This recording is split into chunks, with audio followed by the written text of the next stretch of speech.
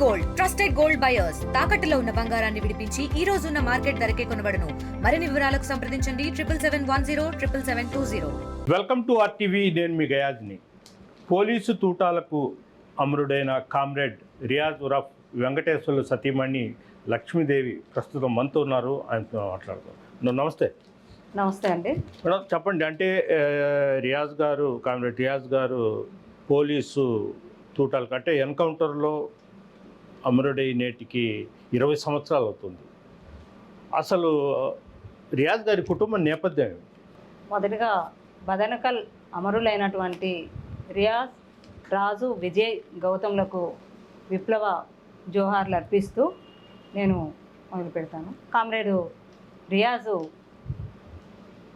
71లో ఒక పట్టపు కుటుంబంలో జన్మించినటువంటి వ్యక్తి. అనగారిపాలెం అనేటటువంటి ఒక చిన్న కుగ్రామంలో 1971లో అలివేలమ్మ, చెంచంగారి అలివేలమ్మ శెట్టి గార్ల ప్రథమ పుత్రుడు. అయితే వీళ్ళ నేపథ్యం ఏమిటి అంటే 200 సంవత్సరాలకు పూర్వం చెన్నై నుంచి వలస వచ్చినటువంటి కుటుంబం ఇది. అంటే కుటుంబం కాదు, ఈ జాతి ఏదైతే పట్టపోళ్ళు సముద్రపు తీర ప్రాంతం వెంబడి బ్రతుకుతూ సముద్రం మీదే వాళ్ళ జీవన విధానం కొనసాగించేటటువంటి ఈ పట్టపోళ్ళు 200 ఇయర్స్ బిఫోర్ వచ్చారు. అయితే వీళ్ళకి భాష కానీ వాళ్ళ మాట్లాడేదానికి లిపి లేనటువంటి భాష. అటువంటి ఒక కుటుంబం నుంచి వచ్చి తాను ఇంజనీరింగ్ వరకు త్రిబుల్ ఈ ఇంజనీర్ చేసినటువంటి వ్యక్తి. అయితే తను వచ్చినటువంటి ఈ నేపథ్యము, ప్రజల యొక్క సమస్యలు, వాళ్ళ యొక్క సాధక బాధకాలను విద్యార్థి దశలో తాను ఇంటర్ చదివేటప్పుడే 1998 ఆ క్రమంలో కావలి జవహర్ భారతిలో విద్యార్థి దశకంలో ఉండగానే పీడిఎస్ రాజకీయాలకు వాళ్ళు చెప్పేటటువంటి విషయాలు, సమాజం పట్ల ఆ రోజు ఉన్నటువంటి అంకిత భావంతో ఉన్నటువంటి చేసేటటువంటి విద్యార్థి కార్యక్రమాలకి ఆకర్షితుడైనటువంటి వెంకటేశ్వర్లు ఈ పీడిఎస్ ఉద్యమంలో చేరడము, అక్కడ నుంచి అంచెలంచెలుగా ఒక జవహర్ భారతి విద్యా కమిటీ నుంచి రాష్ట్ర అధ్యక్షులుగా అంచెలంచెలుగా ఎదిగినటువంటి పరిస్థితి ఉంది విద్యాదశకంలో. ఆ రోజు ఆయన విద్యార్థి ఉద్యమంలో ఉండగానే 1991లో క్యాపిటేషన్ మూమెంట్ అనేటటువంటిది ఉవ్వెత్తున జరిగింది. ఆ రోజు 1991లో జనార్దన్ రెడ్డి గవర్నమెంట్ కాలంలో 4 ఇంజనీరింగ్ కాలేజీలు, 2 డెంటల్ కాలేజీలకు అనుమతి ఇచ్చినటువంటి క్రమంలో క్యాపిటేషన్ మూమెంట్ ఉవ్వెత్తున నడిచింది.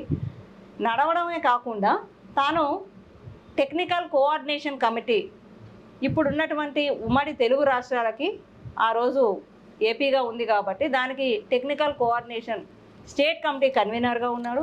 అలాగే పీడిఎస్ రాష్ట్ర అధ్యక్షుడైనటువంటి కామ్రాడ్ మారోజు వీరన్న ఆ రోజు అధ్యక్షుడిగా ఉండి మొత్తం ఈ ప్రైవేటైజేషన్కి వ్యతిరేకంగా ఉద్యమాన్ని నడపడము, కోర్టులో రిట్ అయ్యడము, అది విద్యార్థి ఉద్యమానికి అనుకూలంగా రావడము, జనార్దన్ రెడ్డి గవర్నమెంట్ పడిపోవడము, రిజైన్ చేయాల్సిన పరిస్థితి ఏర్పడము అనేటటువంటిది జరిగినటువంటి సందర్భం. అది పీడిఎస్ కానివ్వండి, టెక్నికల్ కోఆర్డినేషన్ కమిటీగా కామ్రేడ్ రియాజు రాష్ట్ర వ్యాప్తంగా చేసినటువంటి కృషి ఫలితం అవనివ్వండి, ఆ రోజు ఆ గవర్నమెంటు దిగిపోయేటటువంటి పరిస్థితులకి దారి తీసింది. అంటే మీకు రియాజ్కి ఎలా బంధం? అంటే అరేంజ్డ్ మ్యారేజా లేదంటే మీరు ఇష్టపడి మ్యారేజ్ చేసుకున్నారు? కామ్రేడ్ రియాజ్ది నాది మ్యారేజ్ విషయంకి వస్తే, మాది కూడా మా ఫాదరు బిహెచ్పివి ఎంప్లాయీ, అక్కడ ట్రేడ్ యూనియన్ లీడరు. అట్లానే ఈ సమాజం కోసం అప్పుడు ఉన్నటువంటి ధరల మీద, ఇప్పుడు పత్తి రైతుల మీద అనేకమైనటువంటి ప్రోగ్రామ్స్ చేయడము, నాటికలు వేయడము చేసేటటువంటి. మాది విశాఖపట్నంలో ఆయన బిహెచ్పివి ఎంప్లాయీ. అయితే అక్కడ ఆయన ఉద్యోగస్తుడుగా ఉంటూ ఈ కార్యక్రమాలకు వెళ్ళడం, ట్రేడ్ యూనియన్ సమస్యల మీద వెళ్ళడం, తనతో పాటు నేను వెళ్ళడం వల్ల నేను కూడా ఆ ఉద్యమాలకు ఆకర్షితమై 90s నుంచే నేను పీడిఎస్ విద్యార్థి ఉద్యమంలో ఉన్నా. ఆ విధంగా పీడిఎస్ విద్యార్థి ఉద్యమంలో అక్కడ అంటే మీరు విశాఖపట్నంలో చదువుకుంటున్నారు, నేను విశాఖపట్నంలో చదువుకుంటే పీడిఎస్లో పీడిఎస్యూలో వర్క్ చేశాను. ఓకే. పీడిఎస్యూ ఉద్యమంలో పనిచేశాను. తర్వాత అక్కడ ఉన్నటువంటి మా ఫాదర్ వాళ్ళ ట్రేడ్ యూనియన్ నాయకుడు కామ్రేడ్ ఆర్పి గారు, అలాగే ఇక్కడ తను పనిచేస్తున్నటువంటి ఉద్యమ నేపథ్యంలో ఇక్కడ ఉన్నటువంటి వాళ్ళు కలిసి మాట్లాడుకొని అరేంజ్డ్ మ్యారేజ్ జరిగింది. మాది 2000లో అరేంజ్డ్ మ్యారేజ్. అది కూడా రాష్ట్ర బీడీఎస్యూ జనరల్ కౌన్సిల్ అయిపోయిన తర్వాత మేము అంబేద్కర్ భవనం కచ్చర్మిట్ట దగ్గరే మా వివాహం అనేటటువంటిది జరిగింది. కావలి కచ్చర్మిట్ట. ఆ తర్వాత ఇక్కడ అంబేద్కర్ గారు, అలాగే ఏదైతే చనిపోయినటువంటి ప్రసాద్ వసంత, ఈస్ట్ గోదావరి ప్రసాద్ వసంత వాళ్ళు నా తరపున వచ్చారు వివాహానికి మ్యారేజ్ పెద్దలుగా. ఇక్కడ అంబేద్కర్ అన్న వాళ్ళు ఇక్కడ పెద్దలుగా ఉన్నారు. ఇరు కుటుంబ సభ్యుల మధ్య మా వివాహం జరిగింది. అంటే లాయర్ అంబేద్కర్ గారు, లాయర్ అంబేద్కర్ గారు. ఓకే. అంటే ఈయన మ్యారేజ్ అయిన తర్వాత వెళ్ళిపోయారా రియాజ్ గారు వెంకటేశ్వర్లు? ఎట్లా అంటే పార్టీ పట్ల ఎట్లా, అంటే మ్యారేజ్ చేసుకున్నారు తర్వాత ఎట్లా జరిగింది? కామ్రేడ్ రియాజు ఎప్పుడు కూడా యూజీ నెట్వర్క్ తెలిసిన వ్యక్తి కాదు, ఆ నేపథ్యంలో పనిచేసిన మనిషి కాదు. తను దాదాపుగా నేను చెప్పిన నాటి నుంచి 10 సంవత్సరాల పాటు పీడీఎస్యూ రాష్ట్ర అధ్యక్షులుగా కొనసాగారు. తర్వాత ఇక్కడున్న కమిటీలలో పనిచేస్తూ రాష్ట్ర కమిటీగా వెదుగుతూ అనేక బాధ్యతలు తీసుకున్నాడే తప్పితే ఏ రోజు కూడా ఆయన యూజీ వరకు తెలియదు. అయితే చర్చల క్రమంలో ఏమైంది అంటే, నాకు చర్చల క్రమంలో నెల్లూరు నుంచి ఒక వ్యక్తి చర్చల్లో పాల్గొంటున్నారు అంటే ఎవరు వస్తున్నారబ్బా అనేది ఒకటి ఆలోచన చేశాను. కానీ కామ్రేడ్ రియాజ్ ఉంటాడు అనేది అయితే నేను ఎక్స్పెక్ట్ చేయలేదు. కనీసం మీకు కూడా తెలియదు, నాకు కూడా తెలియదు, నేను ఎక్స్పెక్ట్ చేయలేదు. ఎందుకు చేయలేదు అంటే, ఆ రోజు ఆయన పీడీఎస్యూ కానీ లేకపోతే రైతు కూలి సంఘమా ఇతర బాధ్యతల దృష్ట్యా ఉన్నాడే తప్పితే లీగల్గా అండర్ గ్రౌండ్ నెట్వర్క్ తెలియని వ్యక్తి. అవును. కాబట్టి ఆయన చర్చలకు వస్తాడు అనుకోలేదు. నేను అప్పటికి నాకు మా పాప ప్రెగ్నెంట్తో ఉన్నాను. నేను చర్చలు జరిగే నాటికి, వాళ్ళు చర్చలు జరిపే నాటికి నేను 1 నెల రోజుల పాప, నేను డెలివరీ చనిపోయే నాటికి కామ్రేడ్ రియాజ్ని ఎన్కౌంటర్లో హైదరాబాదులో పట్టుకొని సిసి సరఫత్ హాస్పిటల్ దగ్గర తీసుకొని వెళ్ళి బదనకల్ ఏరియా కోహినగుంట విలేజ్ దగ్గర ఎన్కౌంటర్ చేసే నాటికి నాకు 2 పిల్లలు, పాపకి 9 నెలలు, బాబుకి 2.5 సంవత్సరాలు ఉన్నటువంటి పరిస్థితి. అయితే ఈ ఎన్కౌంటర్ అనేటటువంటిది జరిగినప్పుడు ఎవరు కూడా, అంటే ఆ రోజు ఉన్నటువంటి government, TRS government Riyaz encounter నిరసిస్తూ రాజీనామాలు చేసింది. అప్పుడు ముఖ్యమంత్రిగా ఉన్నటువంటి జానారెడ్డి నాకు తెలియకుండా ఒక చర్చల ప్రతినిధిని ఎట్లా చేస్తారు, ఎన్కౌంటర్ చేయడం ఏంది అని జానారెడ్డి అలక అట్లా కూడా పేపర్స్ రాసినటువంటి పరిస్థితి ఆ రోజు ఆ సందర్భం ఉన్నది.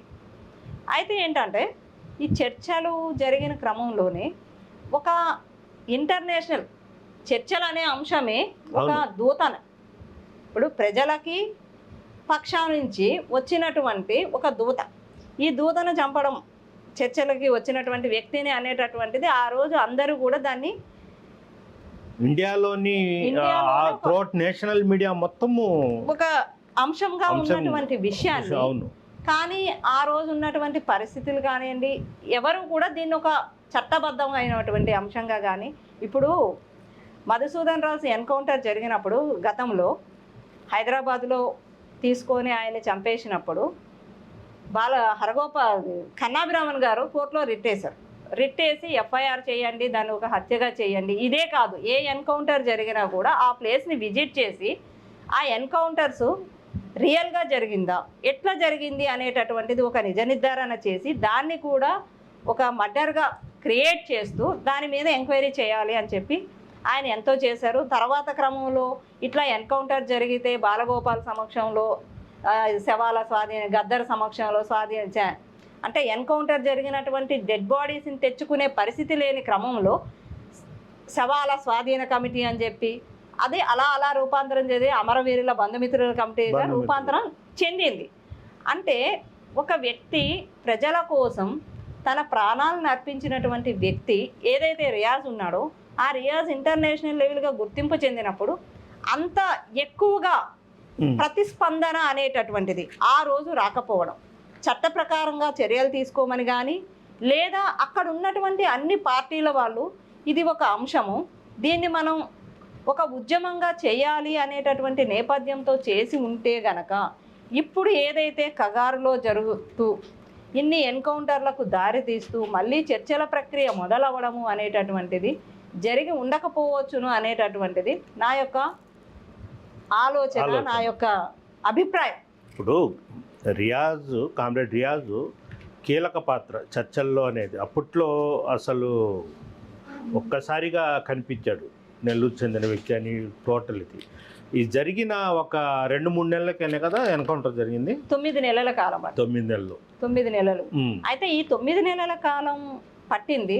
కానీ ఆ రోజు ఉన్నటువంటి పరిస్థితుల రీత్యా మీరు ఇప్పటికీ కూడా రీల్స్ కనుక టీవీలలో వేసినవి చూస్తే ఒక్క రియాజ్ ఒక్కడే డ్రెస్తో ఉండడు, ఓన్లీ సివిల్ డ్రెస్తో కనపడేటటువంటి వ్యక్తి. మీరు చర్చల నుంచి బయటకు వచ్చేటప్పుడు అవి చూసినట్లయితే అవును, రియాజ్ ఒక్కడే సివిల్ డ్రెస్తో ఉంటాడు. మిగిలిన వాళ్ళందరూ కూడా ఫారెస్ట్లో వాళ్ళు వేసుకునే దళ కమాండర్లు వేసుకునేటటువంటి ఒక డ్రెస్లో ఉంటారు. తీసుకొని వచ్చిన తర్వాత ఆయన్ని ఒక లీగల్గా ప్రకటించి గనక ఉంటే, లీగల్ జనశక్తి పార్టీ లీగల్ రిప్రజెంటేటివ్ లేకపోతే అధికార ప్రతినిధి అని చెప్పి చేసి ఉంటే గనక ఆ కామ్రేడు చనిపోకపోవచ్చు. అవును. ఎందుకు అంటే లీగల్ అనే యూజీ కార్యక్రమం వాళ్ళకి లీగల్ వాళ్ళకి చాలా వ్యత్యాసం ఉంటుంది. ఆ నడవడిక అనేటటువంటిది ఎంతో నైపుణ్యంతోనూ ఎంతో కష్టపడి ఈరోజు ఎంతో ప్రావీణ్యత ఉండాలి. దాన్ని యూజీ నెట్వర్క్ చేయడం కానీ యూజీగా బ్రతకడం అనేటటువంటిది చిన్న విషయం కాదు. అట్లాంటిది చేతకాని ఒక రియాజ్ని వెంకటేశ్వరుని తీసుకొని అప్పటి వరకు రియాజ్ అని కాదు, కావలి వెంకన్నగా పేరు పొందాం. ఎవరైనా సరే ఆ మనిషిని చూస్తే కావలి వెంకన్న అంటారు. ఇంటి పేరుగా కావలి వెంకన్నగా పేరు పొందినటువంటి వ్యక్తి చర్చల్లోకి వచ్చి యూజీ వరకు అనేటటువంటిది అలవాటు లేకపోవడం వల్ల ఏదైతే తగినటువంటి చర్యలు ఆయన మీద శ్రద్ధ అవన్నీ వహించకపోవడం వల్ల, కొంత బాధ్యత ఎక్కువ తీసుకోకపోవడం వల్లే చనిపోయాడు అనేది నేను ఆ రోజు నుంచి నేను ఫీల్ అవుతున్నటువంటి విషయం. ఈరోజు నేనే కాదు, ఈరోజు వస్తున్నటువంటి ఇప్పుడు చర్చల్లో ఎంతో అనుభవజ్ఞులైనటువంటి మావోయిస్టు పార్టీ నుంచి వచ్చినటువంటి రామకృష్ణ కానివ్వండి, సుధాకర్ కానివ్వండి, సుధాకర్ గణపతి మొన్న చనిపోయినటువంటి వాళ్ళు కానీ, వాళ్ళు కొన్ని సంవత్సరాలు 30-40 సంవత్సరాలు అజ్ఞాతవాసాన్ని గడిపినటువంటి వ్యక్తులు. ప్రజల యొక్క విలేజెస్లో అజ్ఞాతం గడిపినటువంటి వ్యక్తులు. వాళ్ళకి రియాజ్కి ఏంటంటే అక్కడ ఉన్నటువంటి అంశం ఏంటంటే ఆ నెట్వర్క్ ఈయనకి అలవాటు లేకపోవడము, పార్టీ తగిన చర్య జరగకపోవడం వల్ల జరిగిపోయినటువంటి అంశము. దాన్ని ఇప్పటి వరకు కూడా అన్ని పార్టీలు ఒక అంశంగా లేవనెత్తి ఒక ఉద్యమంగా చేయకపోవడమే ఇన్ని కగారు పేరు మీద ఇన్ని జరగకపోవు అనేటటువంటిది నా యొక్క అభిప్రాయం. అదే ఆ రోజు ఇతను ఎన్కౌంటరు అంటే పోలీసు తీసుకొని పోయి కాల్చి చంపేశారు కదా, అంటే అంత కొద్దిగా నాకెందుకు ఈ విధంగా జరుగుద్దిలే, నేను కేవలం ఒక ప్రతినిధిగా ఆ పార్టీ తరఫు నుంచి పోయాను అనే భావంతో కొద్దిగా నెగ్లెక్ట్గా ఉన్నట్టున్నాడు. నెగ్లెక్ట్ కాదు కానీ ఇప్పుడు ఆయన వచ్చిన తర్వాత బయటకు వచ్చిన తర్వాత చర్చలు అయిపోయిన తర్వాత ఆయన ఎక్కడున్నాడు ఏంది అనేది కూడా నాకు కూడా తెలియని అంశం. నేను చర్చలు అయిపోయిన తర్వాత దాదాపుగా నా కూతురు చర్చలకి 1 రోజులు పాప అయితే ఒకే ఒక సందర్భంలో ఆయన మా పాపని 7 నెలల కాలంలో ఒక్కసారి చూశాడు అంతే. మిగిలిన టైంలో నేను ఆయనతోనూ మనకి కాంటాక్ట్స్ లేవు. తర్వాత చనిపోయిన తర్వాత బాడీని రిసీవ్ చేసుకోవడానికి మాత్రమే నేను వెళ్ళాను. అంటే అట్లా జరిగిపోయింది. చనిపోక ముందు ఆయన అంటే ఎక్కువగా ఇంటి దగ్గరే ఉండేవాడా లేకుంటే నెలల తరబడి కనిపించకుండా? 2005లో మా మ్యారేజ్ జరిగింది. 2000లో జరిగింది మ్యారేజ్. 2000 మ్యారేజ్. మ్యారేజ్ జరిగింది. 2005లో కామ్రేడు అమరుడు అయ్యాడు. ఉమ్. మేము అతి కొద్ది కాలం మాత్రమే కలుసున్నాం. కలుసున్నారు. ఎందుకు అంటే ఎప్పుడు ఏదో ఒక కార్యక్రమాల మీద తను తిరగడము, ఈ లోపు నేను ప్రెగ్నెన్సీ రావడము, కొంత ఇవి కుటుంబ కార్యక్రమాలు, దానివల్ల మేమిద్దరం కలిసి ఉన్నది కూడా చాలా తక్కువ. కానీ కామ్రేడ్ రియాజుని ఎవరైనా ఒకసారి పలకరిస్తే, మాట్లాడితే ఆయనకి అట్రాక్ట్ అయిపోతాం. అంటే ఆయన అంత ఫ్రెండ్లీగా ఒక మనిషిని ఆకట్టుకునే విధంగా రాజకీయాలు చెప్పనియండి, స్నేహం చేయనియండి, చేస్తాడు. ఇంకొక విషయంలో కామ్రేడ్ రియాజ్లో నాకు నచ్చిన విషయం ఏంటంటే, బాలగోపాల్ ఎలాగైతే తను వేసుకున్నటువంటి బట్టలు మార్చిపోయినా, వేసుకున్నటువంటి బట్టలు కానీ దుస్తులు కానీ కాళ్ళకి చెప్పులు లేకుండా ఎట్లా తిరిగేటాడో కామ్రేడ్ రియాజ్ కూడా అట్లనే తిరిగేటాడు. ఆయనకి ఎప్పుడూ ఒక పుస్తకం, పెన్నులు ఉంటే చాలు. చదవడం, రాయడం, మాట్లాడడం, ఎవరైనా కనిపిస్తే రాజకీయాలు మాట్లాడడం. అసలు ఆయన చూస్తే అసలు ఈయన ఇంజనీర్ చేశాడా, ఈయన ఇంత పెద్ద నాయకుడా అని ఆశ్చర్యపోతాడు. అట్లా కలిసిపోతాడు మనుషులు. అటువంటి సహజమైనటువంటి గుణం కలిగినటువంటి వ్యక్తి. ఆ విధంగా అట్లా జరిగిపోయింది. ఈరోజు ఇట్లా జరిగినటువంటి ఎన్కౌంటర్స్ వీటిల్లో, ఈ బదనకల్ అమరుల్లో నేను కుటుంబ సభ్యురాలుగా నేను వాళ్ళు ఏదైతే తను ఆశించినటువంటి ఆశయాలు వాటిని విడనాడకుండా ఉండడం కోసం తను ఏ కమ్యూనిటీ నుంచి అయితే వచ్చాడో ఆ కమ్యూనిటీ డెవలప్ చేయాలి. అప్పుడప్పుడు మేము మాట్లాడేటప్పుడు దీనికి లిపి లేదు, వాళ్ళ హిస్టరీ రాయాలి, వాళ్ళ గురించి బయటికి తీయాలి అనేటటువంటి సందర్భాల్లో, అనేక సందర్భాల్లో చెప్పినటువంటి అంశం. ఏదైతే ఈ తీర ప్రాంతాల్లో ఉన్నటువంటి పట్టపోలులు అసలు ఇప్పటికీ కూడా ఈ చేపలు పట్టుకోవడం, వెళ్ళడం, లేదనుకుంటే చెన్నైకి బోట్ల మీద వెళ్ళడం, బోట్ల మీద పోవడం, అక్కడ పని చేసుకోవడం, రావడం, స్వతహాగా బోట్లు కొనుక్కొని వాళ్ళు వ్యాపారం చేసుకునే స్థితిలో ఈనాటికి కూడా ఈ పట్టపు జనానికి రావడం లేదంటే వాళ్ళ యొక్క ఆర్థిక పరిస్థితి మెరుగవడం, చుట్టూ ఉన్నటువంటి ఆర్థిక పరిస్థితి మెరుగు కాకపోవడము, ఈ సారాలు వీటికి వ్యసనం అయిపోవడము, వ్యసనానికి దగ్గరగా వెళ్ళడము, ఇదంతా ఏంటంటే వాళ్ళకి మనం మెరుగైన జీవితాన్ని అందించాలి అనేటటువంటిది. అప్పుడు వచ్చినటువంటి ఆక్వా కల్చర్ మీద కూడా తను చేశాడు. ఆ ఆక్వా కల్చర్ని డెవలప్ చేసి ఇట్లా దీన్నంతా వ్యవసాయాన్ని పాడు చేయడం, ఇట్లా అనేక అంశాల మీద ఆయన చర్చలు చేసేటోడు. ఈ తీర ప్రాంతాల మీద చేయాలనే ఉంది.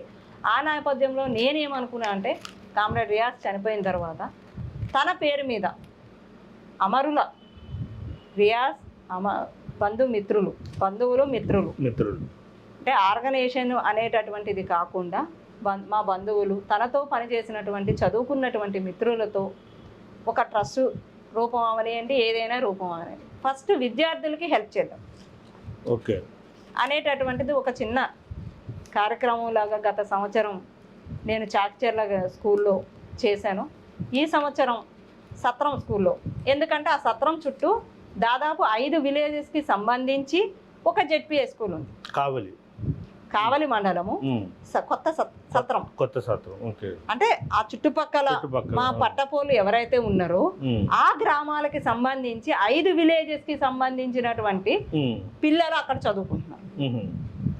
కాబట్టి నేను ఈవేళ ఆ స్కూల్ని ఎంచుకొని ఆ పిల్లలకి ప్రోత్సాహంగా నా వంతు నేను చేయగలిగినంత, నేను అంబేద్కర్ అన్న మేమిద్దరం అనుకొని కొంత అంటే నా బుర్రలో వచ్చినటువంటి ఆలోచనని తనతో షేర్ చేసుకోవడం, తను నువ్వు చేయమ్మా అని నాకు సపోర్ట్ ఇవ్వడము తో కిందటి సంవత్సరం చేశాను, ఈ సంవత్సరం చేస్తున్నా.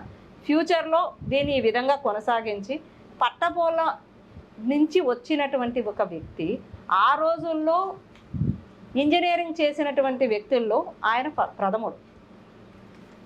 ఎందుకంటే ఆ కమ్యూనిటీ నుంచి వచ్చినటువంటి వాళ్ళు చాలా తక్కువ మంది ఉన్నారు. కాబట్టి నేను ఇంకొంచెం డెవలప్ చేసుకొని అందు నుంచి వచ్చినటువంటి వాళ్ళకి ఇంకా కార్యక్రమాలు చేసి వాళ్ళకి చదువుకి హెల్ప్ చేసి చెయ్యాలనేటటువంటి ఆలోచన తపన ఉంది. ఏదో ఉడతా భక్తి చిన్నగా కింద సంవత్సరం స్టార్ట్ చేశాను, ఈ సంవత్సరం చేస్తున్నా. ఈ సంవత్సరం కూడా ఆ స్కూలు ఈ స్కూలు అంటే ఆ స్కూల్ని వదిలిపెట్టకుండా ఆ స్కూల్లో రేపు 10 గంటలకు ఏం చేస్తున్నామంటే ఓన్లీ 10th క్లాస్ వాళ్ళకి ఎగ్జామ్ ప్యాడ్ ఒక పెన్ను ఇచ్చి మీరు ఎగ్జామ్ బాగా రాయండి, మీ నుంచి వచ్చినటువంటి వ్యక్తి ఇట్లా ఇంత ఇంటర్నేషనల్ లెవెల్లో ఒక గుర్తింపుకి వెళ్ళాలి, మీరు కూడా అట్లా వెళ్ళాలి చదవాలి అనేటటువంటి ఒక స్ఫూర్తిని కలిగజేయాలి అనేటటువంటిదే నా యొక్క ఆలోచన. అదే అంటే ఆయన చనిపోయిన అంటే ఆయన ఎన్కౌంటర్ అయిన రోజు ఓకే 20 సంవత్సరాలు 20 years అంటే తర్వాత ఇప్పుడు అంటే మీరు ఈ మధ్య కాలంలో చూస్తున్నారు ఎన్కౌంటర్లు రకరకాలుగా, ఎలా చూస్తారు వీటిని? నేను ఒక సామాజిక కార్యకర్తగా వాటిని చూసేటప్పుడు అసలు ఈ ఎన్కౌంటర్స్ వీటిని చూస్తే బాధ అనిపిస్తుంది. కానీ వాళ్ళు చేసేటటువంటి పోరాటము ఒక్కొక్కసారి ఎనలైజ్ చేస్తే ఏమవుతుందంటే రాజ్యాంగానికి విరుద్ధంగా నడుస్తుంది. అంటే స్టేట్ చేసేటటువంటిదంతా కూడా ఒక క్రమంలో కనిపిస్తుంది, వాళ్ళు చేసేటటువంటి పోరాటంలో అనేక మంది అవసరం లేనటువంటి గిరిజనులు వాళ్ళకి తోడ్పడినటువంటి పల్లెలు ఈరోజు నాశనం అయిపోతుంది. అది అసలు ఎందుకు జరుగుతుంది, ఏమిటి, దాని మూలాలు ఏమిటి అనేటటువంటి దానికి వెళ్తే అది చాలా పెద్ద చర్చ అవుతుంది. అక్కడ ఉన్నటువంటి ఖనిజ సంపదల కోసం కొల్లగొట్టడం కోసం గ్లోబలైజేషన్లో భాగంగా అనేకమైన పుంగాలుగా వస్తాయి. నేను అంత దూరం వెళ్ళదలుచుకోలేదు, కానీ ఈ ఎన్కౌంటర్స్ని అయితే మాత్రం నేను తీవ్రంగా ఖండిస్తున్నాను.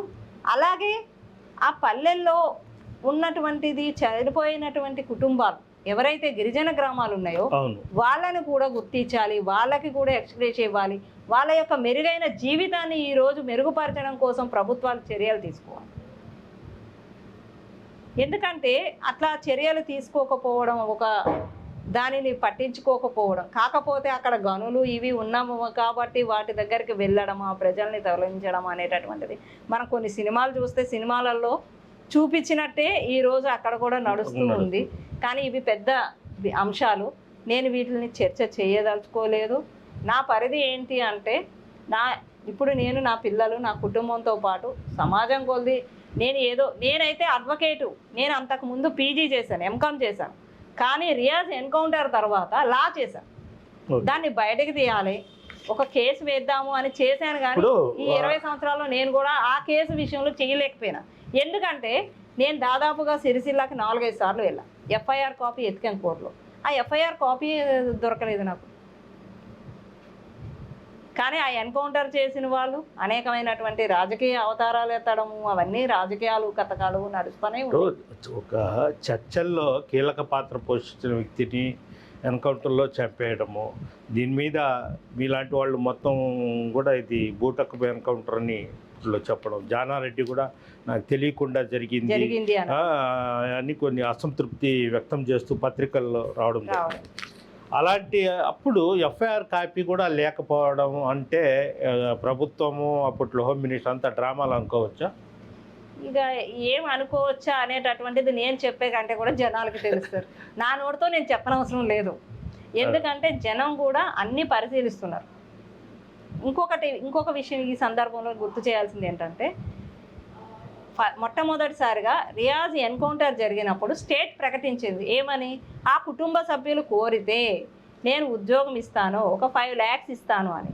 కానీ ఆ రోజు నేను తిరస్కరించాను. అలాగే ఇంకొక సందర్భంలో కూడా మాధవన్ ఎన్కౌంటర్ జరిగినప్పుడు వాళ్ళ అబ్బాయి కోరితే నేను ఎక్స్‌గ్రేషియా ఇస్తాను అని కూడా గవర్నమెంట్ ప్రకటించింది. అంటే ఈ ఎన్కౌంటర్లు ఆ విధంగా ప్రకటించడం అనేటటువంటి, నేను ఆ రోజు ప్రకటించింది ఆ రోజు ఉన్న పరిస్థితుల్లో నేను ఒకటే చెప్పిన, మనిషిని చంపేసి డబ్బులు ఇస్తాను అంటే వాళ్ళ త్యాగాన్ని నేను వెలకట్టదలుచుకోలేదు, నేను తీసుకోదలుచుకోలేదు అన్న అదే పద్ధతిగా ఈరోజు నేను జీవనం కొనసాగిస్తున్నాను.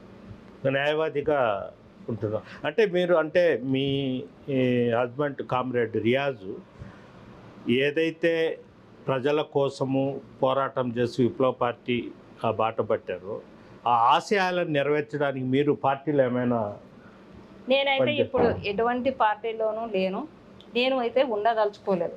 ఈరోజు నేను అడ్వకేట్గా, అలాగే మీకు అడ్వకేట్స్కి ఒక ILP అనే ఒక ఆర్గనైజేషన్ ఉంది, దాని రూపంలో మేము ఏం చేస్తున్నామంటే ఫోర్ ఫాదర్స్ ఉంటేనే అడ్వకేట్స్ కానీ ఏ రంగంలో అయినా సరే ఈరోజు రాణించే పరిస్థితి ఉంది. ఇక అడ్వకేట్స్ అయితే ఇక అసలుకే కోర్టులో రాయాలంటే విలేజ్ వాతావరణం నుంచి వచ్చినటువంటి SC ST BC minority background నుంచి ఎవరెవరైతే వస్తున్నారో వాళ్ళకి కమ్యూనికేషన్ స్కిల్స్ ప్లస్ అడ్వకేసీ గురించి తెలియజెప్పడం, అలాగే జేసీజే ఏపీపీ కోచింగ్లు అనేటటువంటివి ఆన్లైన్లో నడపడం చేస్తున్నాము. ఈరోజు నేను ఎంచుకున్నది ఏంటంటే ఏదో ఒక రూపంలో ప్రజలకి హెల్ప్ చేయడం అనేటటువంటిది చాలామంది చేస్తున్నారు. అందులో నేను ఒక చిన్న ఇసుక రేణువుని మాత్రమే. నేను ఏదో చేస్తున్నాను అని మాత్రం నేను అనుకోవడం లేదు. నాకు తోచింది నేను చేస్తున్నాను. నేను చేయాలనే అడ్వకేట్గా వచ్చాను. నేను ప్రజలకి నా దగ్గరకు వచ్చిన క్లయింట్స్కి న్యాయం చేయాలనుకుంటున్నా.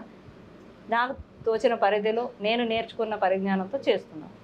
అంటే ఆ బాట కాకుండా ప్రజలకు తమ వంతుగా రియాజు స్నేహితులు కావచ్చు, మీకు తెలిసిన వాళ్ళు మొత్తం ఆ రూపంలో సహాయం చేస్తూ వాళ్ళకు ఎక్కడైనా అన్యాయం జరిగినా చేయాలని మీరు ఫైట్ చేస్తారంటారు.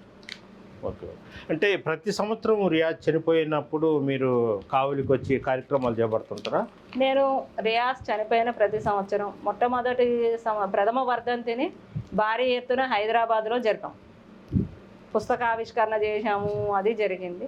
తర్వాత కాలక్రమంలో ఎట్లా అయిపోయింది అంటే ఒక అమరవీరుని యొక్క త్యాగాన్ని గుర్తించుకోవాలి అంటే ఈరోజు కుటుంబ సభ్యులే గుర్తించుకునే స్థితికి ఈరోజు నెట్టవేయబడుతున్నారు.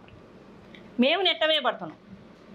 ఈరోజు పర్సనల్గా ఒకానొక సందర్భంలో నేను ఈరోజు రియాజ్ వైఫ్గా నేను నా భర్తకి చేసినట్టు చేసుకోవాల్సినటువంటి సందర్భము దుస్థితికి నెట్టివేయబడడం అనేది అసలు మాటలతో చెప్పలేనటువంటి అంశం ఇది. అంటే మామూలుగా ఏంటంటే మావోయిస్టుల పేర్లు చెప్పుకొని వేరే వేరే సంఘాలు చెప్పుకొని ఇచ్చేస్తున్నారు, కానీ నిజంగా వాళ్ళ ఏదైనా జరిగినప్పుడు ఆ కుటుంబాలకు కానీ వాళ్ళ పిల్లలకు కానీ పట్టించుకున్న సందర్భం అయితే లేవు. నేనైతే దాని గురించి కామెంట్ చేయదలుచుకోలేదు సార్. ఎందుకు అంటే ఈరోజు ప్రతి ఉద్యమకారుడు తను చావడానికి సిద్ధమయ్యే ఉద్యమాలకి వచ్చాం. నేను కూడా వెళ్ళాను, పనిచేశాను. ఉద్యమంలోకి అంటే యూజీ చేస్తేనే ఉద్యమం కాదు, ప్రజల కోసం ఆలోచన చేయడం కూడా విప్లవం. అసలు విప్లవం అంటేనే మార్పు. ఏ చిన్న మార్పు కోసం ప్రయత్నం చేసినా కూడా అది ఉద్యమమే. అట్లా జరిగినటువంటి సందర్భాల్లో పట్టించుకున్నారా పట్టించుకోపోలేదా అనేటటువంటిది ఆయా ఆర్గనైజేషన్లకే మనం వదిలేయాలి. దాని గురించి నేనైతే డిబేట్ చేయదలుచుకోలేదు సార్. ఇప్పుడు రియాజు పిల్లలు ఎంతమంది, వాళ్ళ తల్లిదండ్రులు ఎక్కడ ఉన్నారు, ఏం చేస్తున్నారు? ఇప్పుడు రియాజు మదరు 2017లో చనిపోయింది. మొన్ననే మా మామయ్య గారు జనవరి 25న చనిపోయారు ఈ మధ్యకాలంలోనే. రియాజుకి ఒక తమ్ముడు ఒక చెల్లి ఉన్నది. నేను ఇప్పటికీ కూడా ఆ కుటుంబంతోనే ఉన్నాను. ఆ కుటుంబాన్ని ఆ కుటుంబం అంటే అది బయట కుటుంబం కాదు, నా కుటుంబాన్ని నేను చూసుకుంటున్నాను. పిల్లలు ఏం చేస్తున్నారు రియాజ్ పిల్లలు? అప్పుడు చనిపోవడానికి ముందు నా కూతురు 9 months. ఇప్పుడు హార్టికల్చర్ BSc ఫైనల్ ఇయర్ చదువుతుంది మా అమ్మాయి. మా అబ్బాయి ఎంటెక్ చేశాడు. ఎంటెక్ చేసి ఇప్పుడు సాఫ్ట్వేర్గా దీంట్లో జాబ్ చేస్తున్నాడు అమెజాన్లో. అంటే రియాజు అంటే అప్పట్లో ప్రభుత్వంతో చర్చలు జరిగి ఒక గుర్తింపు కలిగిన ఫిగర్గా ఇదయ్యాడు. అలాంటి వ్యక్తికి కావుల్లో కానీ నెల్లూరులో కానీ ఏమైనా ఆయన పేరుతో ఏమైనా స్తూపము అలాంటిది ఏర్పాటు చేసే అవకాశం లేదు? స్తూపము కట్టాలని చాలాసార్లు చేశాను, కానీ ఒకటి అక్కడ ఇంటి దగ్గరలో కట్టడం కోసం ఒక ప్రయత్నం చేశాము, అది స్థలం ఇవ్వలేదు. రెండవది స్తూపాలు బరియల్ గ్రౌండ్లో కడితే అక్కడ వాళ్ళు ఇక్కడ మీరు ఎట్లా కడతారు అనేది 2-3 సందర్భాల్లో అనడము. ఇక నేను ఉండేది స్టార్టింగ్ నుంచి ఎప్పుడైతే రియాజ్ చనిపోయారో అప్పటి నుంచి నేను మా పేరెంట్స్తో ఉంటున్నాను. ఇక్కడికి పండగలకి ఏదైనా సందర్భాలను బట్టి రావడము, మా అత్త మామలకి బాగోకపోతే నేను మా కుటుంబ సభ్యులము చూసుకున్నాము. కట్టలేదు స్తూపం. కాకపోతే ఏంటంటే బరియల్ గ్రౌండ్లో ఒక శిలాపలకం లాంటిది వేసి ఉంచాం, కట్టాలి. కానీ ఇప్పుడు ఉన్న పరిస్థితులు చూస్తే మీకు అర్థమవుతుంది. ఉన్న స్తూపాలని ఎప్పుడో 50s లో కట్టినటువంటి అమరవీరుల స్తూపాలని కూడా ఈరోజు కూల్చేసే పరిస్థితి. ఎందుకు కూల్చేస్తున్నారు ఏంది అనేటటువంటిది కానీ, లేదా శవాల్ని కూడా ఈరోజు చూసుకోలేని పరిస్థితులు. అవును, శవాల్ని కూడా చూడనియకుండా అంటే ఆ అమరుల యొక్క శవాలను తీసుకొచ్చి ఇంటి దగ్గర దహన కార్యక్రమాలు చేసుకుంటే అక్కడ కూడా ఉద్యమాలు విప్లవాలు వస్తాయని ఆలోచించేంత తీవ్ర స్థాయిలో ఈరోజు ప్రభుత్వాలు ఆలోచిస్తున్నాయి. ఎందుకంటే 20-30 సంవత్సరాల నుంచి పిల్లలు వాళ్ళ యొక్క కన్న కడుపు చూసుకోవడానికి లేదు అంటే అది ఎంత బాధాకరమైన విషయం అంటే అంత బాధాకరమైనటువంటి విషయాలు చూస్తున్నాం మనం ఈరోజు. ఓకే అమ్మా, థ్యాంక్ యూ. ఇండియా పాకిస్తాన్ తాజా అప్డేట్స్ కోసం డౌన్లోడ్ చేసుకోండి RTV లైవ్ యాప్.